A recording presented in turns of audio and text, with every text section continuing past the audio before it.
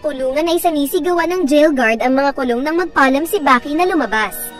Nagbibingihan ng jail guard kaya sinipa ito ni Baki na natulog.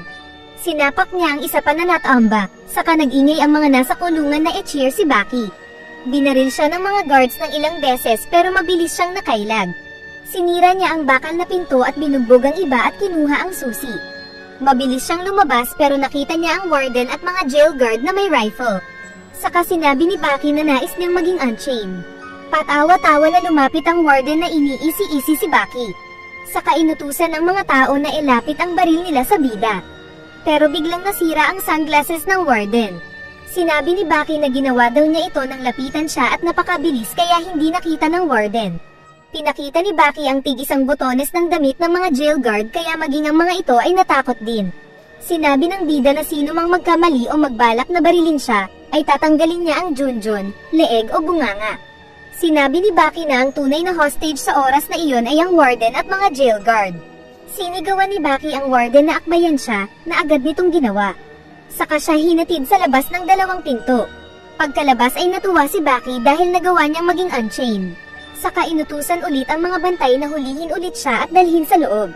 Nakasalubong nila si Oliver na nakamotor na balak sanang sundan si Baki.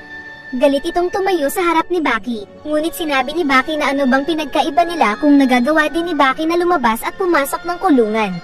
Nagtanggal ng damit si Oliver na handang lumaban. Pero sinabi ng pag-alit ni Baki na huwag daw siyang maliitin at inutusan itong bumalik at kumain at magpalakas. Dahil sa narinig ay magagalit sana ang bakulaw, pero bigla itong kumalma. Saka hinawakan ang balikat ni Baki na agad namang tinanggal ng bida. Saka inutusan ni Baki ang iba na pumasok na sila at sinabing parang hindi rin unchained si Oliver na kontrol ng iba. Kaya sa inis ni Oliver ay tinapon nito ang sariling motor. Sa kulungan ay pinuntahan ni Oliver si Baki na nakalagay sa solitary. Saka pinagyabang nito ang nagagawa niya sa kulungan gaya ng pagkain ng masarap at may chicks pa. Saka nito inihiyan ang ulo ng bida. Pero sinabi ni Baki na darating ang araw na magmamakaawa si Oliver na labanan siya. Saka tumawa ito ng malakas na mas lalong kinainis ni Oliver. Habang kumakain ay uminom ng masarap na wine si Oliver. Pero naisip niyang ano ba ang masyadong pinag-iba nito sa normal na wine at napakamahal. Sa kanya ito binasag at sinabing tawagan si warden. Samantalang si Baki naman ay malamig na tubig ang ininom. Sinabi ng warden kay Oliver na dahil sa ginawa ni Baki na paglabas ng pinto ay nakaapekto ito sa ibang selda na naroon. Kaya napatanong si Oliver kung nagdadalawang isip ang warden sa lakas niya. Na agad na tinanggi ng warden. Sinabi ni Oliver na magluto sila ng pera sa paglalaban nila Baki para hindi sayang ang laban nila. Pinakita ang nakaraan ni Maria na sexy ito dati ngunit dahil sa paggamit ng gamot ay naging masyadong mataba ito. Kinausap siya ni Oliver at nagpaalam na makikipaglaban ito muli. Kaya nagpunta si Oliver kay Baki at sinabing maglalaban sila pagkatapos ng 2 linggo. Pero nais ni Baki na maglaban na sila agad, kaya sinipa niya si Oliver na tinawag niyang Mr. Chain dahil sa politika.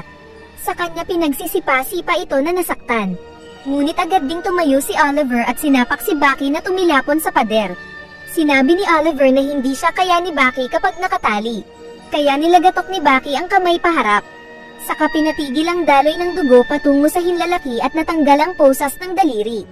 Malaya na silang magkaharap na parang nasa ring. Sinuntok ni Baki si Oliver pero agad na hawakan ni Oliver ang kamay ni Baki. Saka ito hinayla sa harap ng kalbong naging testigo sa laban nila. Nasira ang pader, saka mabilis na hinawakan ni Oliver ang isang kamay at paa ni Baki sa kawi na siwa sa ere ng matagal na parang damit. Hinuli ito at ginawang football na binangga sa iba pang pader, doon sa kulungan ng uncle mong manyak. Binalibag ni Oliver si Baki, saka malakas na sinuntok ng 2 beses sa pinto kaya ito nahulog sa labas dahil sa lakas ng maskuladong toro. Pinagpatuloy ng guard ang panonood. Tumira naman si Baki ng pagsipa sa paa. Pero pinulot lang siya ni Oliver na tinaas. Sipa ng sipa si Baki pero walang epekto kay Oliver. Saka siya tinapon ng malaking tao na pinatalbog at nabasag ang sahig. Ngunit nakagalaw pa rin si Baki na naisip na maganda sa pakiramdam. Katulad din ng feeling niya noong bata pa siya nakalaban ng ama na walang kaya. Saka feeling pa niya ay natunaw siyang parang ice cream, saka naging tubig. Saka tumalbog siyang bigla mula sa sahig at kalmado na tumayo. Naiwan pa daw sa sahig ang mukha ng halimaw dahil sa muscles ni Baki. At naging tahimik siya kahit maingay si Oliver. Aatake sana si Oliver pero bigla siyang natamba sa harap ni Bucky. Nagtaka ang mga warden kung bakit natamba ang malaking tao, at nang tignan nila sa recording ay mabilis palang sinuntok ni Bucky ang panga ni Oliver kaya siya natamba. Tumayo ulit si Oliver at mayroon itong sinabing perfect defense laban sa martial arts. Saka ginawa nitong bilog ang katawan na parang bola. Nag-defense siya na parang armadillo pero sinipa pa rin siya ni Bucky. Ngunit walang epekto. Kayang-kaya daw kasi ni Oliver na pagalawin ang puwersa nito sa sariling muscles sa katawan. Naalala ni Bucky ang kalabang martial artist na doktor dahil kapareho niya ng teknik si Oliver. Ginamit ng bida ang pangtalo na teknik kay Oliver pero para lang siyang sumuntok ng bakal. Tapos biglang hinuli ni Oliver ang kamay ni Bucky, saka para siyang sinagpang ng malaking bunganga. Tataka sana si Bucky pero kinain siyang buo at naging biktima ng chupa chops sa loob ni Oliver. Saka din siya iniluwa na walang malay. Sinabi ni Oliver na hindi daw matatapos ang laban nila dahil walang referee. Pero kung sasabihin daw ni Bucky na talo na siya ay tapos na. Ngunit sinabi ni Bucky na ganon din si Oliver. Nagalit si Oliver na pinagpapadyakan ng bida na nakailag-ilag ngunit nasipa ito sa ere. Saka muling kinain ng bilog na Oliver si Bucky. Pero na-finger ng bida ang ilong ng bakulaw at sinabing hindi niya pwedeng ulitin ang chupa chops. Hinampas ni Oliver si Bucky na naihagis ngunit nagdugo ang ilong nito.